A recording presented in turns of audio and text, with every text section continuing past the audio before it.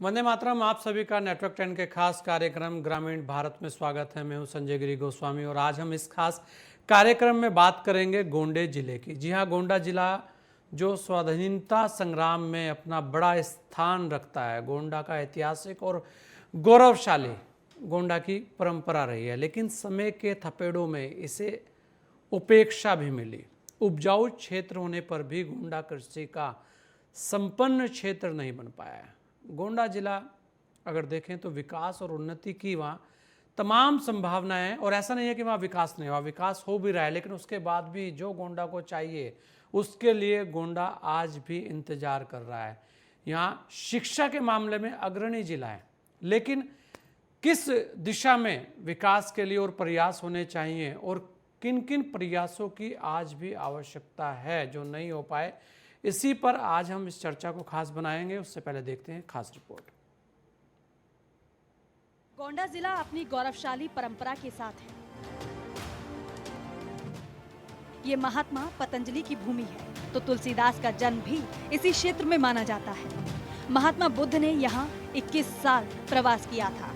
प्राचीन समय में ये कौशल के तहत था, तो मुगल काल में ये अवध क्षेत्र का एक भाग कहलाया।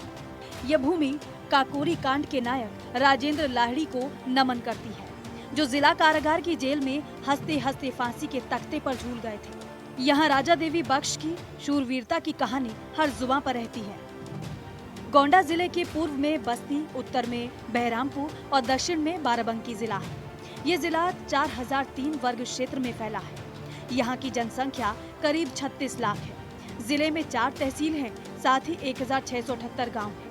इस जिले में 2 संसदीय क्षेत्र गोंडा और कैसरगंज आते हैं। साथ ही साथ मनकापुर, महनौन, गोंडा, तरबगंज, कटरा बाजार और गौरा 6 विधानसभाएं आती हैं। घाघरा, सरयू नदियों वाले इस क्षेत्र में कृषि जीविका का आधार है। गेहूं, चावल, मक्का, तंबाकू का उत्पादन होता है।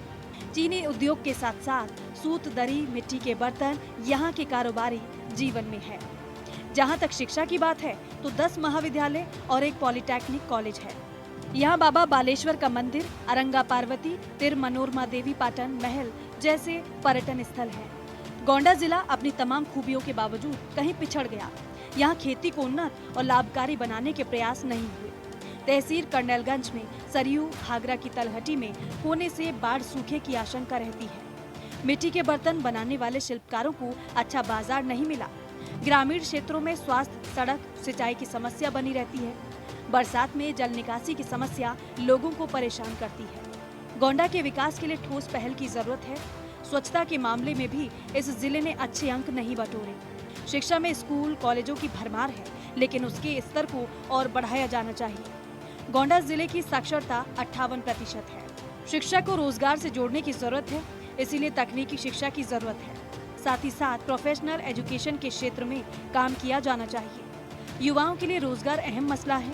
इसी तरह बेहतर स्वास्थ्य सेवाओं की दरकार है। ये राज्य के उन पिछड़े जिलों में है जहां स्वास्थ्य का पैरामीटर नीचे है। गोंडा को विकसित किया जा सकता है। ये राज्य के अग्रणी जिलों में आ सकता है, लेकिन इसके लिए हर पहलू पर ध्यान देने की जरूरत है। गोंडा का जीवन सुंदर होगा तो यहाँ के आल्हा, कजरी और फाग के रंग खिलेंगे। Desk report, network 10। और इसी पर हमारे साथ सभी खास मेहमान बने हुए हैं। हमारे साथ मनोज पांडे जी हैं, ब्लॉक प्रमुख हैं तरबगंज गोंडा से, और हमारे साथ कैलाशनाथ वर्मा जी हैं, वरिष्ठ पत्रकार हैं गोंडा से। आप दोनों लोगों का बहुत बहुत स्वागत है। मैं कैलाशनाथ जी, सबसे पहले आपके पास आना चाहूँगा। आप वरिष्ठ पत्रकार हैं, बहुत सारी चीज़ें आप देखते हैं। क्या लगता है कि आपको गोंडा को आज भी किन किन विकास के कार्यों की आवश्यकता है और कितना विकास यहाँ हुआ है? नहीं, हम बता दें, गोंडा में विकास की तो बहुत ही आवश्यकता है। यहाँ जितने भी जो जनप्रतिनिधि हुए, वो गोंडा के विकास के बारे में उनकी सोच नहीं रही। उनकी सोच केवल अपने स्वार्थ की रही, अपनी संपत्ति इकट्ठा करने की रही, जिससे ये गोंडा जिला हमारा पिछड़ता गया। हालांकि ये उपजाऊ जमीन है, जैसा कि अभी आपने बताया, एंकर ने बताया है कि ये सरयू और यहाँ टेढ़ी नदियां हैं, घाघरा नदिया के नदी किनारे है। इसके बावजूद यहाँ की जमीनें बहुत उपजाऊ हैं। चाहे जो फसल हो, सारी फसलें यहाँ होती हैं। गन्ने की अच्छी फसल जो किसान नकदी फसल के रूप में यहाँ बोते थे, लेकिन कुछ चीनी मिलें जो यहाँ हैं, उनका पेमेंट नहीं दे रहे हैं। वर्षों वर्षों से पेमेंट लटकाए रखती हैं। तो इसलिए यहाँ का विकास जो अच्छे, आप जैसा कि यहाँ महाविद्यालय हैं, इंटर कॉलेज हैं, लेकिन यहाँ इंटर कॉलेज और महाविद्यालय जो बनाए गए हैं वो आय के स्रोत के लिए बनाए गए हैं। उनको शिक्षा से कोई मतलब सरोकार नहीं है, क्योंकि इसके पहले 17 में यहाँ प्रधानमंत्री जी भी गोंडा में आए, उन्होंने इस जिले को कहा कि ये नकल का क्षेत्र है और नकल माफिया यहाँ मतलब शिक्षा क्षेत्र में नकल माफिया की वजह से यहाँ के बच्चे मेधावी नहीं होते हैं।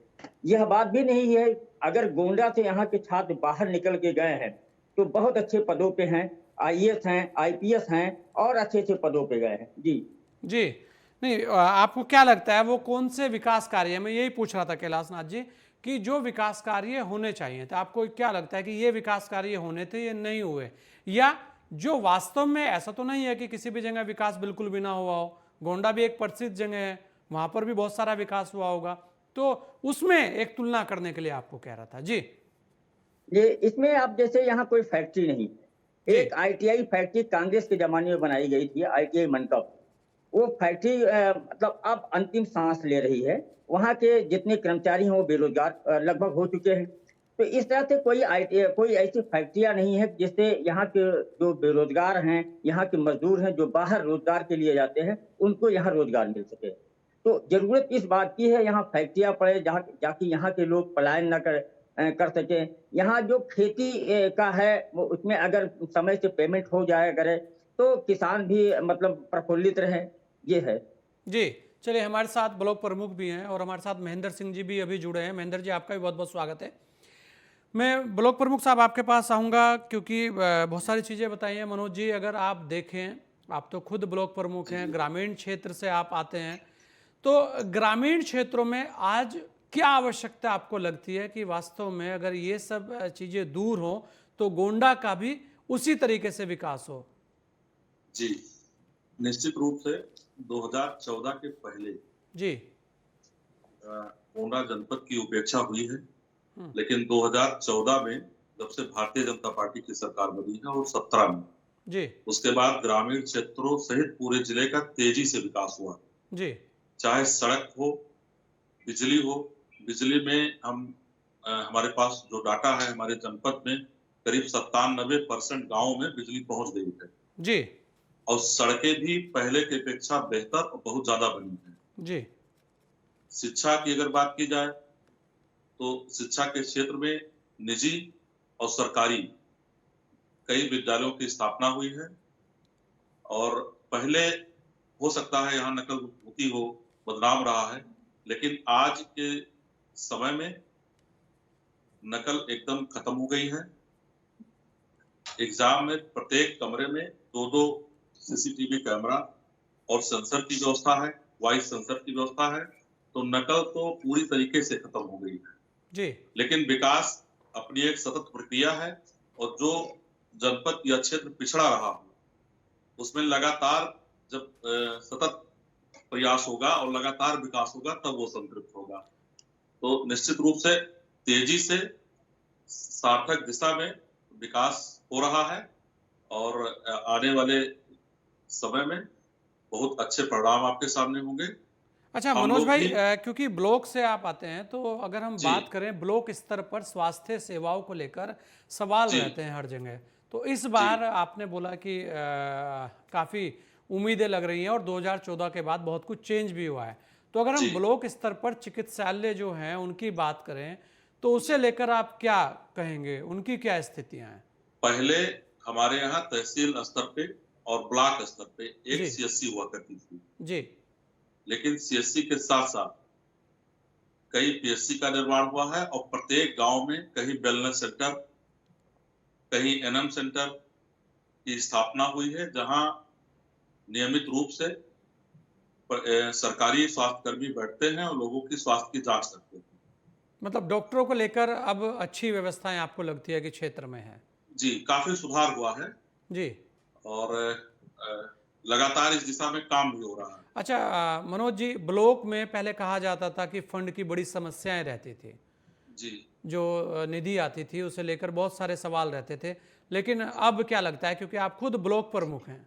जी जी, नहीं, फंड की कोई समस्या नहीं है, पर्याप्त फंड आता है और मनरेगा में तो आप जितना चाहें उतना काम कर सकते हैं। जी इसके माध्यम से लोगों को रोजगार भी हम लोग देते हैं और विकास भी होता है। मनरेगा की कोई सीमा नहीं है, आपकी क्षमता के ऊपर है। आपके पास अगर रोजगार देने के लिए लोग हैं तो आप जितना चाहें उतना काम कर सकते हैं और तेजी से काम हो भी रहा है। जी हम लोग भी बहुत तेजी से इंटरलॉकिंग और जो ऑफिसें हैं, पुरानी बिल्डिंगें थी सरकारी, उसके विकास का काम बहुत तेजी से कर रहे हैं। जी हमारे साथ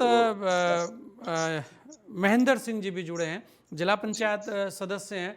अगर महेंद्र जी हम बात करें तो क्योंकि आपका क्षेत्र और थोड़ा बड़ा हो जाता है और ग्रामीण क्षेत्र वो हो जाता है, उस क्षेत्र में क्योंकि लगातार ये बातें हो रही थी कि सिंचाई की समस्याएं कुछ है वहाँ पर और कभी कभी बाढ़ भी आती है और कभी कभी सूखा भी पड़ जाता है, उससे लेकर अब क्या व्यवस्थाएं आपको लगती है और क्या प्रयास वहाँ हो रहे हैं? अच्छा भाई साहब, बाढ़ क्षेत्र भी है जी और सिंचाई की समस्या तो रहती थी, लेकिन विगत जब से विद्युत व्यवस्था ठीक हुई है जी तब से सिंचाई की समस्या तो खत्म हो गई है। बाढ़ क्षेत्र में भाई बाढ़ आ गई तो उसके बाद तो आप कुछ कर नहीं सकते हैं, जी लेकिन उनके पुनर्स्थापन के लिए या उस पर बाढ़ से जो फसल नुकसान होती है उसके लिए भी सरकार प्रयास करती है और मुआवजा देती है। इस बार भी बाढ़ आई थी, पूरा मुआवजा बटा है, प्रत्येक किसान को कोई बचा नहीं। महेंद्र जी, बाढ़ को रोकने के उपाय नहीं हुए कुछ? नहीं भाई साहब, बाढ़ को रोकने के उपाय हुए हैं, जी बंधा बना हुआ है जी लेकिन कभी न कभी कोई न कोई स्थिति फंस जाती, कहीं बंधा कट गया, बाढ़ ज्यादा आ गई तो एक बार जब पानी अंदर आ जाता है तो फिर आप पानी उसको रोक नहीं सकते हैं। जी जबकि यहाँ सरयू से लेकर के और यहाँ घाघरा से लेकर के यहाँ सरयू तक यानी अयोध्या बॉर्डर तक, नवाबगंज कटरा तक ये बांध बना हुआ है साहब। जी हाँ, लेकिन अब वो कहीं कट गया तो ये दिक्कत आती है। दिक्कत आती है। दूसरी समस्या जो है उनकी जो नदियां हैं, टेढ़ी नदी है, जो संपर्क नदियां हैं जो पानी इधर का खींच करके नदी में पहुंचाती हैं, उनमें जलकुंभी इन सब की वजह से या सिल्ट की वजह से जो गहराई खत्म हो गई है, इनकी वजह समस्या है। उस पर भी काम चलता रहता है मनरेगा के द्वारा और भी द्वारा कि सिल्टें साफ हो जाएं या जलकुंभी हट जाएं, लेकिन उस स्तर पर नहीं हो पाता जिस स्तर पर होना चाहिए, तो अभी समस्या ही कम हो जाए। जी महेंद्र जी, कृषि क्षेत्र के अंदर अगर हम देखें तो उसकी क्या आज आपको स्थितियां लगती हैं? किसान कितना खुशहाल वहां लगता है? देखिए भाई साहब, पहले से बहुत बेहतर स्थिति है, सिंचाई का भी है, साधन का भी है, कृषि यंत्रों का भी है, बीज का भी है, खाद की भी उपलब्धता है, सब है, बहुत व्यवस्थित है। और गन्ने की मिल भी यहाँ पर है, जो मुख्य फसल होती है गन्ना हमारे क्षेत्र की, उसके लिए मिल भी है, तो ऐसी कोई दिक्कत नहीं है। तो उपज बता रहे बड़ी हैं है। कि मिल से भुगतान में देरी हो रही है आजकल।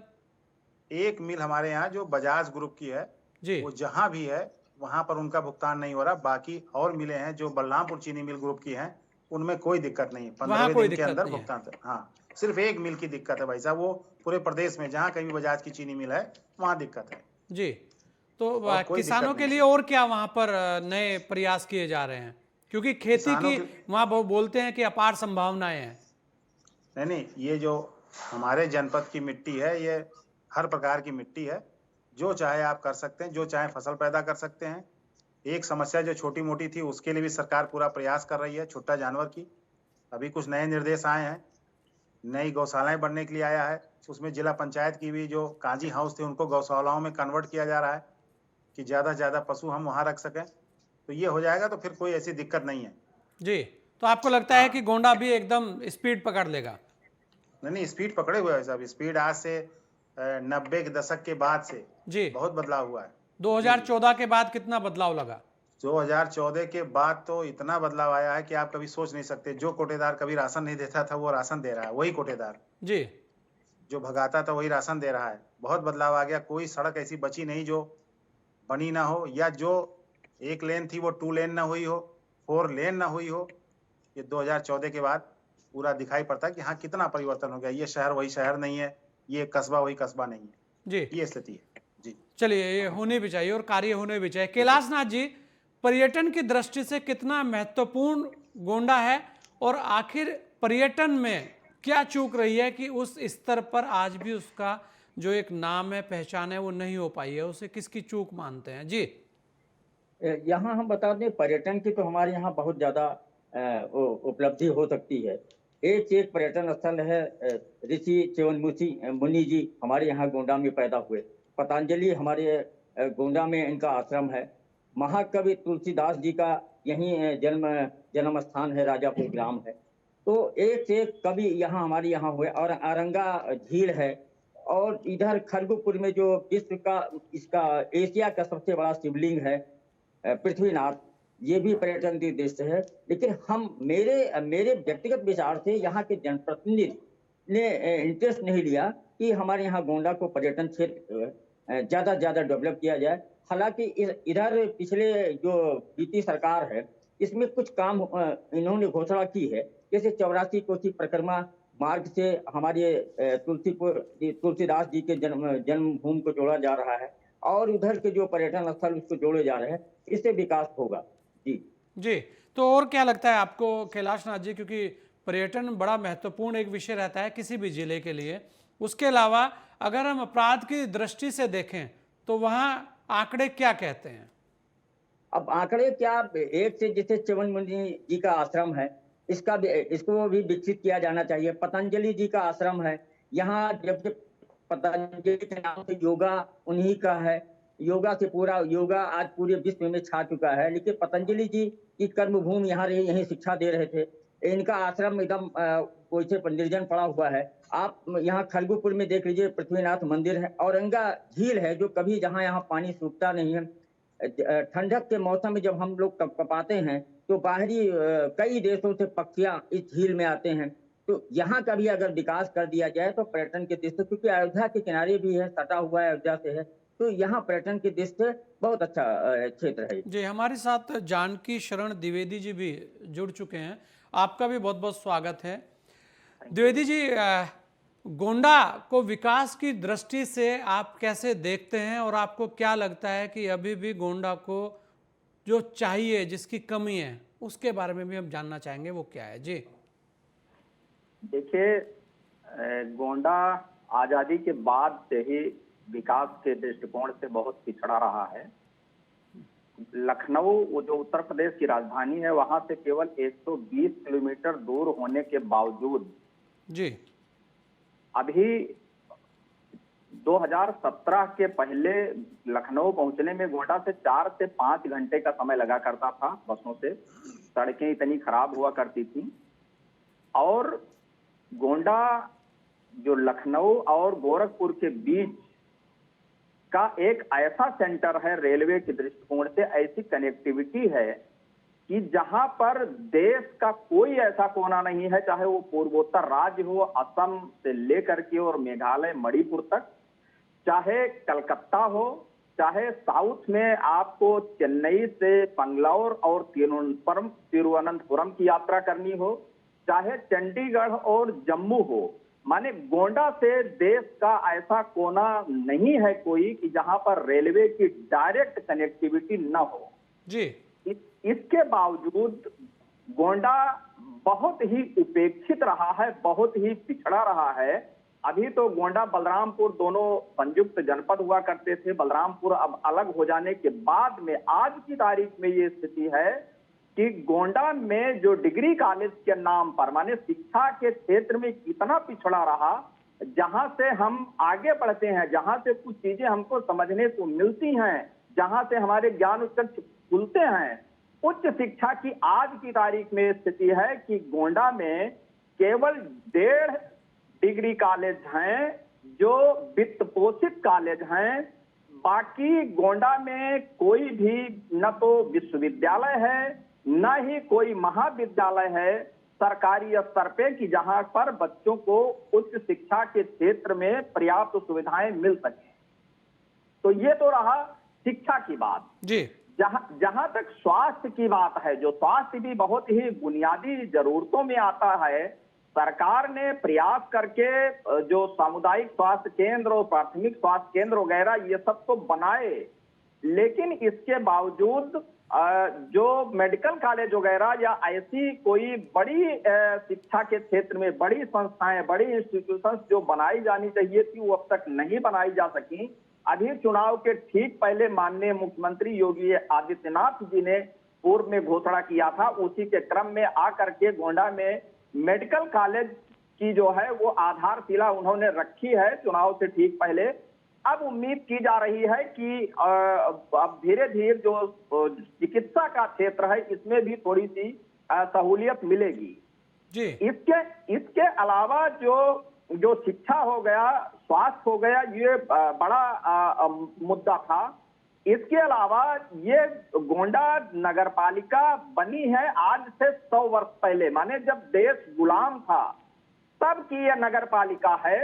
लेकिन इसके बावजूद इस शहर में न तो अब तक सीवर लाइन बन पाई है कि यहाँ पे सीवर लाइन बन सके, न ही इस शहर में कोई रिंग रोड है कि जिसके माध्यम से लोग अपने वाहनों से या भारी वाहन बड़े से बाहर से निकल सकें।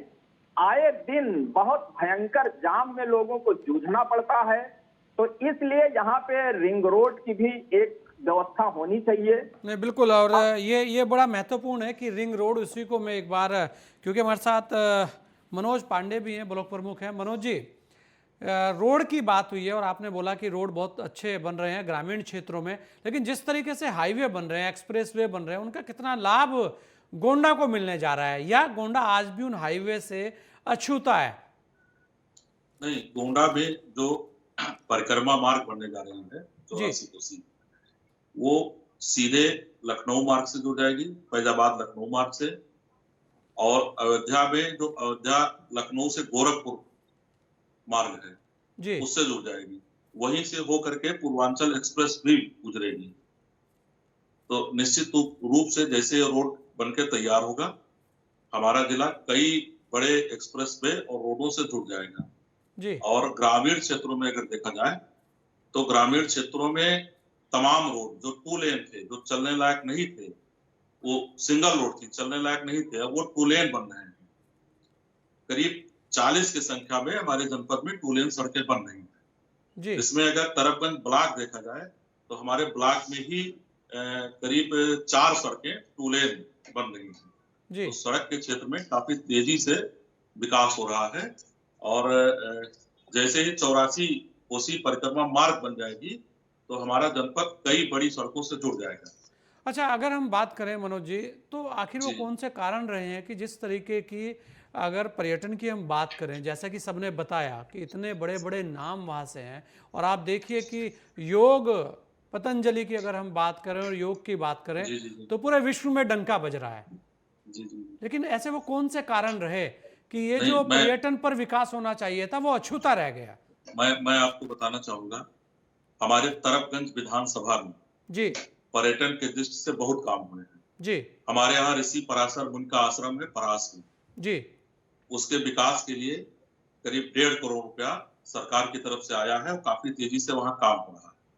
हमारे ही तरफगंज विधानसभा में पतंजलि मुनि का भी आश्रम है, वहाँ के विकास के लिए भी माननीय विधायक जी द्वारा एक चिट्ठी शासन को गई है और बहुत जल्दी उस पे जो है उसकी स्वीकृति, विकास की स्वीकृति मिलने की संभावना है। हमारे यहाँ परमहंस आश्रम है, उसके लिए भी विकास के लिए पैसा आ गया है। तो कई जो हमारे पर्यटन के दृष्टि से हमारे जो धार्मिक स्थान हैं उनके विकास के लिए पैसा सरकार मनोज से भाई, आया है। अगर आप देखें तो बीती जो सरकारें गई हैं, पहले बहुत सारी सरकारें रही हैं, जी, तो जी। उस पर कभी इस तरीके की पर्यटन को लेकर चर्चाएं नहीं हुई, या कभी नहीं, किसी ने कभी नहीं नहीं हुई, सोचा? कभी नहीं हुई, कभी नहीं हुई, जी कभी नहीं हुई। उसका कारण है उस समय जो जनप्रतिनिधि थे बीती सरकारों में, उन लोगों ने ध्यान नहीं दिया, वो संवेदनशील नहीं थे। लेकिन भारतीय जनता पार्टी ने और भारतीय जनता पार्टी के विधायकों ने इस पर पर्याप्त ध्यान दिया और उसका परिणाम आप एक बार तरफगंज में आकर के देखिए। जनधन ऋषि का भी आश्रम हमारे यहाँ जमथा में है, उसके विकास के लिए भी पैसा आ गया है, काम शुरू है। तो हमारे तरफगंज विधानसभा में ही करीब 5 धार्मिक स्थानों का विकास काम तेजी से हो रहा है जी क्योंकि जी काफी तेजी से हो रहा है।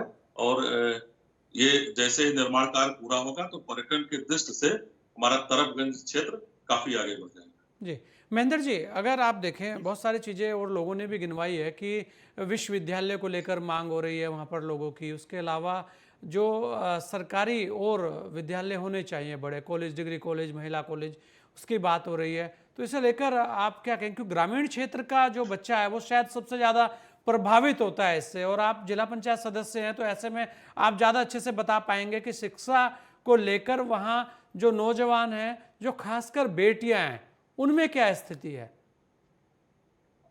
भाई साहब ये जो अभी श्री द्विवेदी जी ने बताया, सरकारी में तो सिर्फ 1.5 है, ये सच है, लेकिन इस कमी को दूर करने के लिए स्थानीय लोगों ने अपना प्रयास जारी किया। उसमें माननीय सांसद कैसरगंज भी हैं, श्री विभूषण शरण सिंह। अब विद्यालय की कमी नहीं है क्षेत्र के किसी भी कोने में जी, चाहे बालक को पढ़ना हो चाहे बालिका को पढ़ना हो। अब ये अगर हम मानक तय कर दें केवल सरकारी विद्यालय हमारे यहाँ होगा तो हम पढ़ेंगे, तो अब वो तो संभव नहीं है। संभव नहीं है जी। हाँ, संभव नहीं है, लेकिन लोगों ने प्रयास किया, पूरे जनपद के लोगों ने प्रयास किया कि कोने कोने में इंटर कॉलेज, इंटर का स्कूल, डिग्री कॉलेज है आपके पास, इंजीनियरिंग कॉलेज गवर्नमेंट का बन रहा है, उसका निर्माण कार्य तेज चल रहा है। और भी ऐसी संस्थाएं हैं, मत्स्य पालन की संस्था है, इसी कर्नलगंज में है। तो सरकार ने अपना प्रयास किया है, लेकिन उसके अलावा आम जनता ने भी प्रयास किया कि हमारा जनपद शिक्षा के क्षेत्र में आगे हो। जी महेंद्र जी, ऐसा नहीं कि प्रयास नहीं हुआ। जी, कृषि की हम बात कर रहे थे आपसे और बहुत सारी चीजें आप बता रहे थे, तो कृषि के क्षेत्र में क्या कुछ और नया वहां आ रहा है, आपको क्या लगता है। और जिले पंचायत की, क्योंकि जैसे मनोज जी ने बोला है कि ब्लॉक में किसी भी प्रकार के फंड की आज की तारीख में कोई दिक्कत नहीं है, तो ऐसी जिला पंचायत में फंड की क्या स्थितियां हैं। नहीं भाई साहब, जिला पंचायत में फंड की कोई दिक्कत नहीं, चूंकि भारत सरकार से, उत्तर प्रदेश सरकार से फंड आता है, तो भारत सरकार से जो फंड आता है वही बढ़ जाता है जिला पंचायत में, ब्लॉक में और ग्राम पंचायत जी। तो उसकी कोई कमी नहीं है। और जिला पंचायत का जो दायित्व है मूल रूप से कि मुख्य मार्ग से या संपर्क मार्ग से आबादी को जोड़ना, तो उस काम के लिए भी जो भी छोटा रहता काम वो भी हो रहा है। बाकी तो मैक्सिमम काम सरकार ने अपनी योजनाओं से पूरे कर दिया, कर ही रही है। तो ये कार्य हो रहा है, इसमें कहीं कोई कमी नहीं, सतत है। जब पहले कभी कुछ हुआ नहीं था तो अब कुछ सालों में कितना हो जाएगा। जी, तो आपको लगता है कि अभी समय तो लगेगा, लेकिन विकास चल रहा है, बहुत तेज चल रहा है, मतलब बहुत तेज चल रहा, दिख रहा है, जिसको दिखना कहते हैं। जी, पहले सरकारों में थी, सड़कें बनती थी लेकिन पता ही चलता था कब खत्म हो गई, वो अब नहीं। वो इस वर्तमान सरकार की देन है कि अब ऐसा नहीं है, सड़कें बनती तो रहती हैं, दिखती हैं, और उनका भरपूर उपयोग हो रहा है। जी महेंद्र जी, अपराध की अगर हम बात करें, खासकर ग्रामीण क्षेत्रों का जो अपराध था, जिस तरीके से पहले अपराध होता था, अब क्या लगता है आपको। एकदम बंद है भाई साहब। अपराध 2 प्रकार के होते हैं, एक होते हैं नियोजित अखबार, एक मतलब अपराध, एक होते हैं आकस्मिक। जी, तो आकस्मिक घटना कहीं घट सकती है, लेकिन नियोजित अपराध एकदम बंद है। राहजनी, छिनैती और डकैती, चोरी, जिसे भी आप कह सकते हैं। जी, इसी गोंडा जनपद में 2014 के पहले बैंकों में डकैती आम थी। एक समय बीतता था, एक बैंक की डकैती हो जाती थी। 2014 के बाद एक घटना आप नहीं सुनेंगे किसी बैंक की डकैती हुई हो। जी, आकस्मिक अपराध के तो कोई रोक नहीं कर सकता भाई साहब, वो तो कभी घटना घट सकती है आकस्मिक का, बस ये है। बाकी बहुत अच्छी व्यवस्था है, कानून व्यवस्था। लेकिन कानून व्यवस्था अब बदली है। हाँ, बिल्कुल बिल्कुल बदल गई भाई साहब, बिल्कुल। मतलब आपको रिकॉर्ड बता रहा हूँ, ये आप पता करिएगा कि 2014 के शुरुआत में सरकार बनने के बाद एक डकैती हुई थी 50 लाख की इस गोंडा जनपद में, उसके बाद दोबारा नहीं हुई। जी, आज 2022 है। चलिए, ये बहुत बड़ी बात है और लगातार चर्चा को जारी रखेंगे। यहाँ वक्त एक छोटे से ब्रेक का, जल्द लौटेंगे आपके बीच।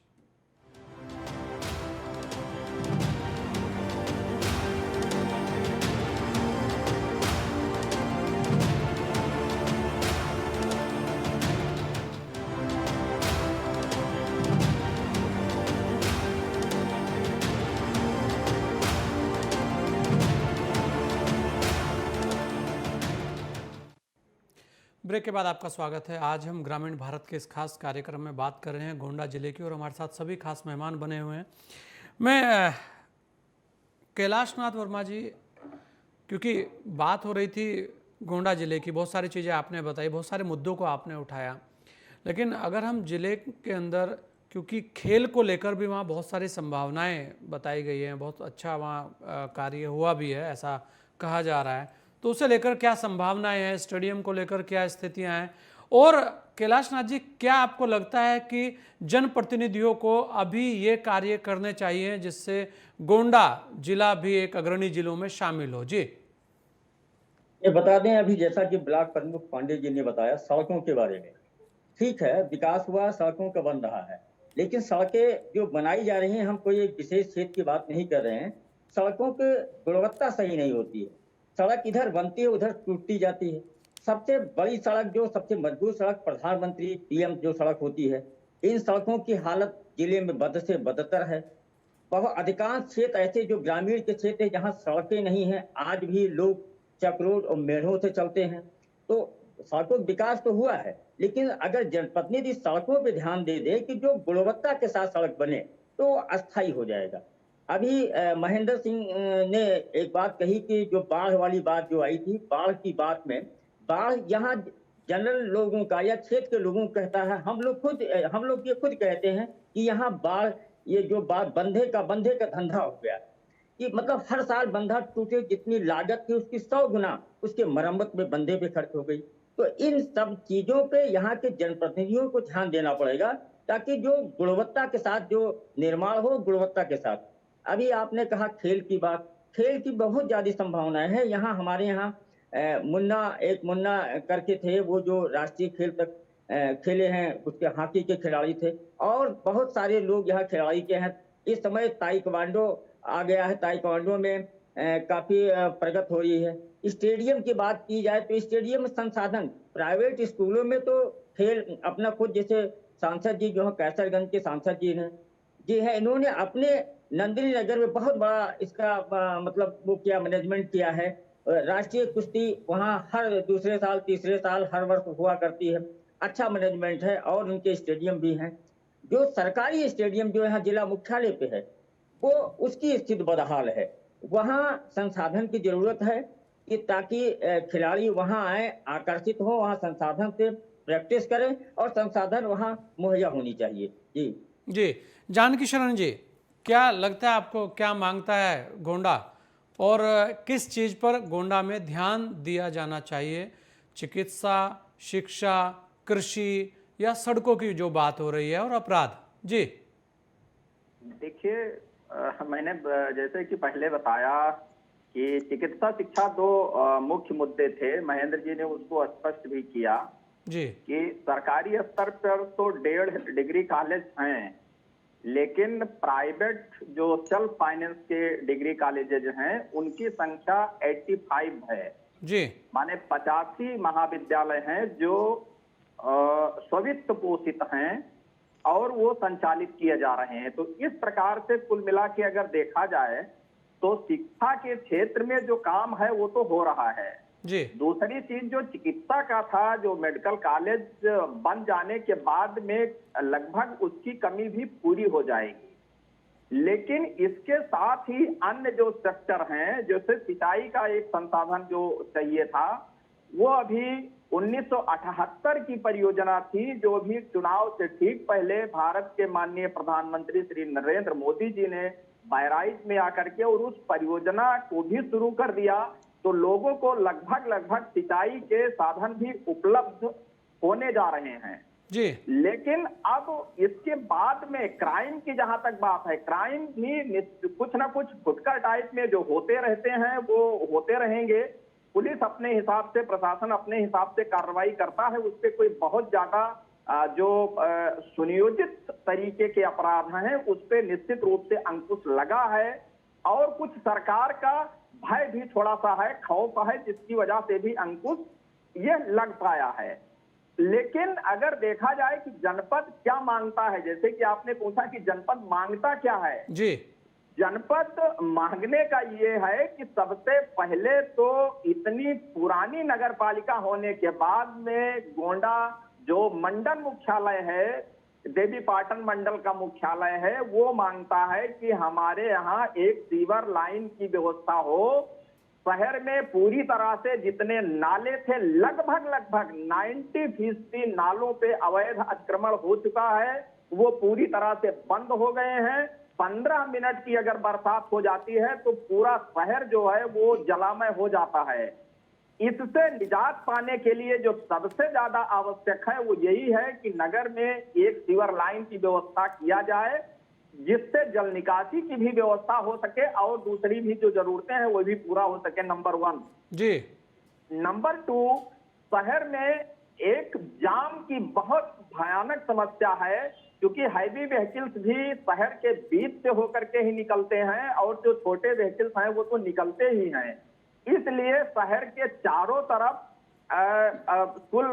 शहर के चारों तरफ जो है हमको बाईपास सड़कें बना करके रिंग रोड टाइप की जो चारों तरफ से जोड़ सके और शहर से कम इतनी दूरी पे बनाई जाए, उनकी इस तरह से प्लानिंग किया जाए कि आने वाले 20 वर्षों को ध्यान में रख करके, क्योंकि जो नगर क्षेत्र है वहां की आबादी लगातार बढ़ती जा रही है और अगर हम आज की तारीख में अगर रिंग रोड प्लान भी करें तो पता लगेगा कि वो रिंग रोड 5 साल 7 साल के बाद में फिर शहर के बीच में आ जाएगी, जिस तरह से शहर की आबादी और उसका क्षेत्रफल का विस्तार हो रहा है। तो उसको हमको प्लान करके विस्तार के रूप में रखना होगा कि वो चीजें हो सकें। तीसरी चीज, जहां तक सड़क की बात है, निश्चित रूप से सड़कें बन रही हैं।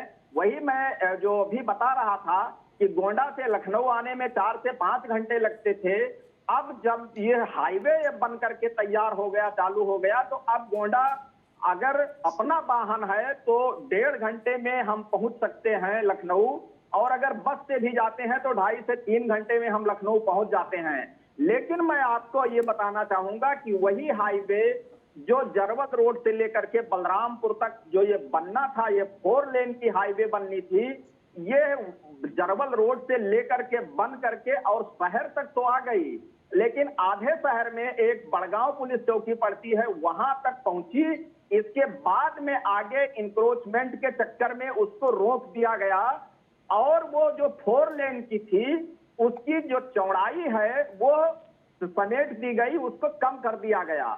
नतीजा ये रहा कि पिछले 4-5 वर्षों से जो इंक्रोचमेंट था वो भी हट गया, लेकिन इंक्रोचमेंट हटने के बाद वो जो सड़क थी जो आधी छोड़ दी गई थी, जो चौड़ाई कम कर दी गई थी, वो इंक्रोचमेंट हटने के बाद भी उसकी चौड़ाई बढ़ाई नहीं गई है। परिणाम स्वरूप ये हुआ कि जो कहा गया कि ये इंक्रोचमेंट है जिसकी वजह से सड़क बन नहीं पा रही है, चौड़ी नहीं हो पा रही है, उसको हटा भी दिया गया और हटाने के बाद भी फिर सड़क चौड़ी नहीं हो पाई। तो इस वजह से 2 चीजें हुई। एक तो सैकड़ों लोग जो वहां पे आबाद थे, भले ही गलत तरीके से आबाद थे, लेकिन उनको उजाड़ इसलिए दिया गया कि यहाँ पर सड़क बननी है, लेकिन उनको उजाड़ देने के बाद भी अधिकांश जो दूसरे लोग थे आकर के उसी जगह फिर अस्थायी रूप से आबाद हो गए और वो सड़क का जो चौड़ीकरण होना था वो सड़क का चौड़ीकरण नहीं हो पाया। ये दूसरी चीज।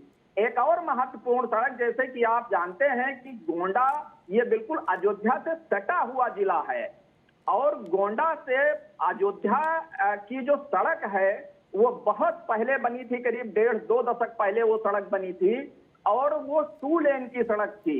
आज उस सड़क पर अयोध्या से सटा होने के नाते ट्रैफिक इतना ज्यादा हो गया है, इतने व्हीकल्स चल रहे हैं कि गोंडा फैजाबाद या गोंडा अयोध्या राजमार्ग जिसको कह सकते हैं, उस राजमार्ग पर कोई हफ्ता नहीं होता है कि जिस हफ्ते में हादसे न होते हों, और कभी कभी तो ऐसा हो जाता है कि हफ्ते में 2-2, 3-3, 4-4 हादसे होते हैं। माने गोंडा अयोध्या राजमार्ग जो है, ये जानकी जी, ये तो आपने सड़कों की बात कर दी कि इतनी सारी सड़कें और इतने सारे चौड़ीकरण अभी चाहिए जी, लेकिन इससे अलग हटकर और क्या आपको लगता है कि जो गोंडा में होना चाहिए? देखिए, गोंडा में जैसे गोंडा के लोगों, एक तो यह है कि गोंडा में इंडस्ट्री होनी चाहिए जहाँ पे कुछ ऐसे उद्योग धंधे कुछ लगाए जाएं या कुछ अगर बड़ी फैक्ट्रियां लगाई जा सकें जिससे रोजगार हो सके, क्योंकि गोंडा बहुत पिछड़ा जनपद रहा है। ये उत्तर प्रदेश के बहुत ही पिछड़े जनपदों में शामिल है। यहाँ पर लेबरर क्लास जो है वो अधिक है और यहाँ का अधिकांश युवा वो भाग करके दिल्ली में, बंबई में या पंजाब में जा करके अपना रोजी रोजगार के चक्कर में वो पलायन कर जाता है। तो अगर यहाँ पे कुछ बड़ी इंडस्ट्रीज अगर लगाई जा सके तो इनके माध्यम से कुछ युवाओं को रोजगार दिया जा सकता है। खास करके ये जो बेल्ट है, इस बेल्ट में गन्ने का ये बेल्ट है, तो यहाँ पे यद्यप चीनी मिले हैं लेकिन कुछ और चीनी मिलें अगर लगाई जाएं तो उससे भी थोड़ा सा कुछ लोगों को रोजगार मिल सकेगा। जैसे अभी हमारे यहाँ जो मैजातू चीनी मिल है वो एक प्लांट लगा रही है अपने यहाँ एथनॉल बनाने का, और ये बताया जा रहा है कि मैजापुर चीनी मिल का ये जो प्लांट है ये एशिया का सबसे बड़ा प्लांट है एथेनॉल बनाने का, जिसमें कई हजार लोगों को अस्थायी और अस्थायी रूप से रोजगार मिलने की संभावना है। तो द्विवेदी जी, कहीं ना कहीं पर्यटन को बढ़ावा मिलना चाहिए जिससे कि स्वतः रोजगार लोगों पे आ जाएगा। यस, पर्यटन निश्चित रूप से पर्यटन को तो बढ़ावा जरूर मिलना चाहिए, क्योंकि अयोध्या का जिस प्रकार से विकास हो रहा है और अयोध्या से बिल्कुल सटा हुआ जिला होने के नाते और तमाम महत्वपूर्ण स्थल ऐसे हैं कि जो गोंडा में तमाम विभूतियां ऐसी हैं जिनकी जन्मभूमि या कर्मभूमि गोंडा रही है। तो अगर उनकी जन्मभूमि या कर्मभूमि को डेवलप किया जाए थोड़ा ठीक से, तो पर्यटन के क्षेत्र में भी काफी संभावनाएं हैं और तमाम लोगों को रोजगार अवश्य मिलेगा। इससे भी लोगों को रोजगार पैदा होगा। जैसे कि अभी पांडे जी बता रहे थे कि उनके क्षेत्र में ही 4-5 ऐसे स्थान हैं कि जहां पे पर्यटन के क्षेत्र में काम हो रहा है, लेकिन सबसे जो महत्वपूर्ण स्थान है इस जनपद का, और न केवल इस जनपद का, न केवल हिंदुस्तान का, बल्कि पूरे विश्व का, जहां पे जिस महर्षि पतंजलि के नाम पर पूरी दुनिया 21 जून को अंतर्राष्ट्रीय योगा दिवस मना रही है, उस महर्षि पतंजलि की जन्मभूमि पर अब तक कोई काम नहीं शुरू हुआ है, नंबर 1। और नंबर 2, उस महापुरुष की, उस महान विभूति की जन्मभूमि को जोड़ने के लिए आज तक कोई अभी अच्छी सड़क बन करके नहीं हो पाई है कि उसकी जन्मभूमि पे हम किसी अच्छी सड़क से जा सकें। वो प्रस्ताव गया है, अलग बात है, लेकिन वो हमारी प्राथमिकता में होने चाहिए। वो बाद में नहीं कि हमारे जब सारे चीजें हो जाए फिर हम उनके लिए हम प्रस्ताव भेजते हैं। तो ये रहा। तीसरी एक और चीज है कि चूंकि ये कृषि प्रधान क्षेत्र है, कृषि प्रधान जनपद है, यहाँ पर जो मक्के की फसल है वो बहुतायत में होती है। मक्के की फसल से आप समझिए कि जो दूसरी जगहों पे जो जाते हैं वो मक्के को खरीद करके और उसको पॉपकॉर्न के नाम पे, माने जो 50 पैसे का मक्का है उसको भून करके एक पन्नी में भर करके और 10 रुपए का बेचा जाता है। तो इस प्रकार से अगर उस मक्के को डेवलप करके और यहाँ पे उसके लिए प्रोसेसिंग की कोई ऐसी यूनिट्स अगर कुछ तैयार की जा सके, कुछ इकाइयां तैयार की जा सके कि ये मक्के से कुछ चीजें तैयार की जा सके, तो यहाँ पे काफी काम हो सकता है। चलिए जी, एक और बात भाई साहब जी, गोंडा जनपद जो है यहाँ पर ये आलू का भी बहुत बड़ा उत्पादन केंद्र रहा है।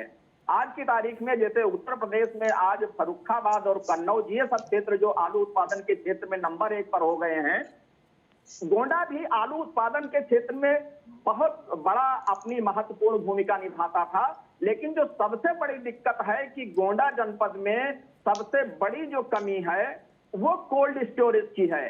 यहाँ पर कोल्ड स्टोरेज न होने की वजह से जब किसानों का जब आलू तैयार होता था तो उनके सामने समस्या होती थी कि उस आलू को रखें कहाँ, और उसकी जब वो बिक्री होती थी तो इस रेट पर नहीं हो पाता था। माने जितनी वो लागत लगाते थे उस लागत मूल्य से कम पर भी उनको वो अपना। चलिए, बिल्कुल जानकी जी, बहुत सारी चीजें आपने बताई है, बड़ी महत्वपूर्ण है और इस पर भी बात होनी चाहिए। मनोज जी, अगर सरकार से मांगना पड़े, देखिए बहुत सारी चीजें तो जानकी जी ने आपके सामने रख दी है और बड़ी महत्वपूर्ण है, लेकिन आप ब्लॉक प्रमुख हैं, आपके यहाँ बहुत सारे क्षेत्र ऐसे हैं जो डेवलप हो सकते हैं। तो मनोज जी, अगर सरकार से मांगना पड़े और आपको कोई चीज चाहिए तो आप क्या बोलेंगे अपने क्षेत्र के लिए कि इन चीजों के आने से आपका जो एरिया है, जो क्षेत्र है, वो बहुत ही बढ़िया हो जाएगा और वहां पर वास्तव में रोजगार के रास्ते भी खुल जाएंगे? जी, मैं आपको बताना चाहूंगा, हमारे जनपद की मुख्य फसल गन्ना है। जी, हमारे जनपद में कई चीनी की मिलें हैं, लेकिन उसके बाद भी लोगों को बाहर लेके गन्ना जाना पड़ता है क्योंकि गन्ने का उत्पादन बहुत ज्यादा होता है। तो निश्चित रूप से हमारे जनपद में चीनी मिल की आवश्यकता है और भारतीय जनता पार्टी ने अपने संकल्प पत्र में चीनी मिल की स्थापना की बात की है। तो एक जो बड़ी समस्या है, इसके समाधान के लिए भारतीय जनता पार्टी संकल्पित है। बहुत जल्दी ही इसका समाधान होगा। जी और अभी आदरणीय द्विवेदी जी ने जो बताया था पतंजल मुन के आश्रम के विकास के संबंध में, मैं प्रत्येक 21 तारीख को वहां जाता हूँ। वहां एक कार्यक्रम आदरणीय डॉक्टर भगवताचार्य जी के देखरेख में होता है योग का, वहां हम लोग आया जाया करते हैं और उस कार्यक्रम में सहयोग भी करते हैं। अच्छा मनोज जी, कभी कभी रामदेव जी से कोशिश नहीं की आप लोगों ने कि एक शिविर वहां भी लगा दीजिए? नहीं, रामदेव जी से कोशिश नहीं की, लेकिन अयोध्या में ही एक बहुत बड़े संत हैं, योगी हैं, जी आदरणीय महेश योगी जी, जी उनसे हम लोगों की बात हुई थी, वो वहां आए हैं और बहुत जल्दी उन्होंने आश्वासन दिया है कि हम यहाँ एक वैदिक विद्यालय और योग विद्यालय की स्थापना करेंगे।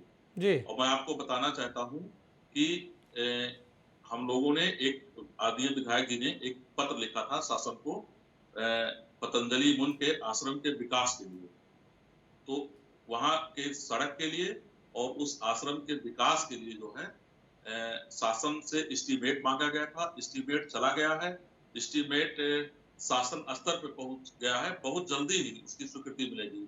हमारे समझ से जैसे ही आचार संहिता खत्म होगी तो एक आध महीने में स्वीकृति मिल जाएगी, वहां काम शुरू हो जाएगा। जी बाकी हम लोग सहित सभी विधायक और बल्कि अगल बगल के बलरामपुर के जिला पंचायत अध्यक्षा जी हैं, वो भी सब लोग वहां जाते हैं,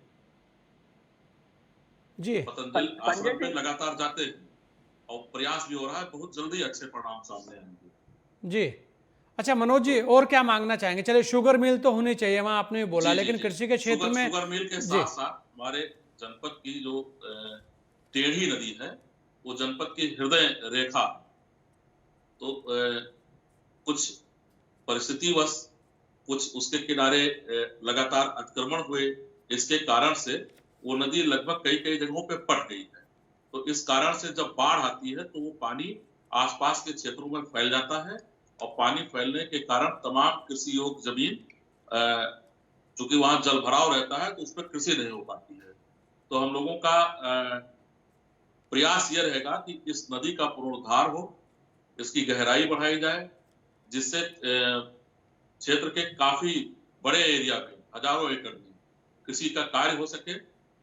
और बाकी मक्के की जो भी बात आदरणीय द्विवेदी ने की है, तो एक फसल एक जनपद, एक उत्पाद एक जनपद में गोंडा जनपद में मक्के के फसल, गोंडा जनपद का मक्के के फसल के लिए चयन हो चुका है जी और सरकार द्वारा जो मक्के से बनने वाले तमाम उत्पाद हैं, जैसे कॉर्नफ्लेक्स हुआ या और जो भी चीजें हैं, उसके लिए फैक्ट्री लगाने के लिए सब्सिडी की भी व्यवस्था है। एक जानकारी मैं आपको और देना चाहूंगा, जी हमारे दीजिए। लगभग सभी ब्लॉकों में भारत सरकार द्वारा कृषि कल्याण सेंटर की भी स्थापना हुई है। बिल्डिंग बनके कंप्लीट हो गई है और बहुत जल्दी वहां पे जो है कृषि के संबंध में काफी काम शुरू हो जाएगा। कृषि संबंधी समस्याएं का समाधान वहां से शुरू हो जाएगा। वहां एक कृषि वैज्ञानिक बैठेंगे, वहीं से कृषि यंत्र की भी किसानों को सब्सिडी दिलाने की व्यवस्था होगी। तो काफी तेजी से कृषि के क्षेत्र में भी काम हो रहा है जी और बाकी विकास की अगर बात की जाए तो विकास काफी तेजी से हो रहा है। विकास के लिए हम लोग संवेदनशील हैं। ब्लॉक स्तर पे अगर मैं आपको जानकारी बिल्कुल देना चाहूंगा जी तो ब्लॉक स्तर पे भी गांव सभा के अंदर, गांव के बाहर और गांव सभा को बाहर सड़कों से जोड़ने का काम जिला पंचायत शासन स्तर पे माननीय विधायक जी, माननीय सांसद जी कर रहे हैं और गांव के अंदर जो छोटी छोटी सड़कें हैं उसको हम लोग बहुत तेजी से उसका निर्माण करा रहे हैं। चलिए, बिल्कुल, और होना भी चाहिए, बस उसकी जो गुणवत्ता है उसका भी ध्यान रखना होगा। नहीं, महेंद्र सिंह जी जी जी गुणवत्ता हम लोग भाई साहब आपको बता दें, गुणवत्ता हम लोग मेंटेन किए हुए हैं। समय समय पे सड़कों की जांच करते हैं, FIR भी कराया गया है। चलिए, बहुत बढ़िया है। और सड़क की। बिल्कुल जी। मनोज जी लगे रहिएगा ऐसे ही। महेंद्र जी, आपको क्या लगता है, आपको अगर मांगना पड़े तो कौन सा वो एक ऐसा कार्य है जिससे आपको लगता है कि अगर ये कार्य हो जिले के अंदर तो वास्तव में जिले का किसान भी और जिले का युवा है जो, वो भी खुशहाल हो जाएगा? जी ये प्रत्येक जनपद के लिए भाई साहब, कोई एक ही जनपद की जरूरत नहीं है। जी जैसे महात्मा गांधी जी ने कहा था कि गांव को इकाई मान लीजिए, और अपने आप में यदि गांव पूर्ण है तो फिर उसको किसी बात की परेशानी नहीं होगी। उसी तरह जनपद है, और जनपद हमारा केवल औद्योगिक क्षेत्र में पिछड़ा है।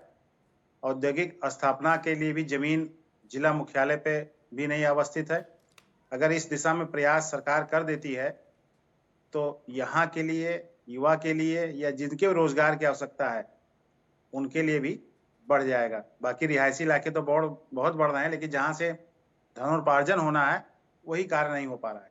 जी, तो आपको लगता जी, है हमारी औद्योगिक जो सेटअप है स्थापना अति उसका आवश्यक है। जी, वो होना चाहिए पहले वहाँ पे। वो हर जनपद के लिए आवश्यक है, तभी वो जनपद आगे बढ़ेगा। एक उदाहरण और भी दे दें, जैसे पश्चिमी उत्तर प्रदेश और पूर्वी उत्तर प्रदेश में क्या अंतर है।